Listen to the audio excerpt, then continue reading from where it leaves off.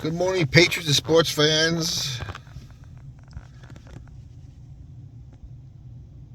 Well, what can I tell you? Congratulations to the Texas Rangers, their first World Series in their 52 history of being in Texas. Corey Seager was the MVP. He becomes only the second player to become MVP of the World Series for two different teams. The first time, obviously, with Reggie Jackson with the 73 Athletics and the Yankees in 78. And I think it's just great and ironic that the only team this year that did not have an LGBT night or gay pride night won the World Series. You don't think God has a sense of humor? You don't think God blessed that team? Now, did I say he supernaturally did it? No, of course not. That has to be earned. But when you look at the Rangers and the way they collapsed towards the end of the regular season, and they finished tied with Houston for first place, but they lost the tiebreaker. And when you consider they had one of the worst bullpens ever to win the World Series, I mean, the Texas Rangers had more blown saves than saves this year. That's how bad their bullpen was. With no really good closer, Aroldis Chapman, even though he still kind of has his heater, not the same pitcher he was in the past, won the World Series anyway.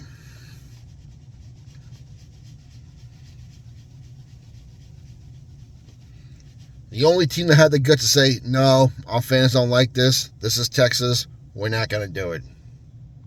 To which I say, Texas, good for you. God bless you. And I'm glad you won the World Series. And if you're the only team not to have it next year, I hope you win it again, even though I'm a Yankee fan. They want to play this game. I'll shove this crap down our throats.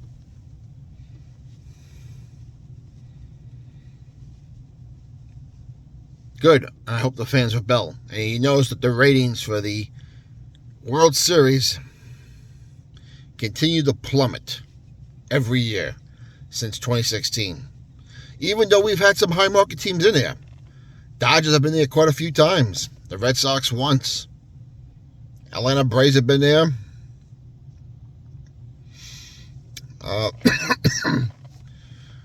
The Philadelphia Phillies have been there a couple of times. We've had some pretty high market area teams in the World Series, and the World Series ratings continue to plummet. So do the NBA ratings when they do this crap. Even the mighty NFL, to a point, has, even though their ratings are still awesome compared to the other three major sports. So, let me know what you think. Be interested to hear what you have to hear. College football today. Aren't many real good games to me. We do have Georgia and Missouri at 3 o'clock. That should be a good game. Alabama, LSU, 8-13 play each other. That should be a real fun game. Could be the game of the day. I'm also looking forward to Army Air Force out in Colorado Springs.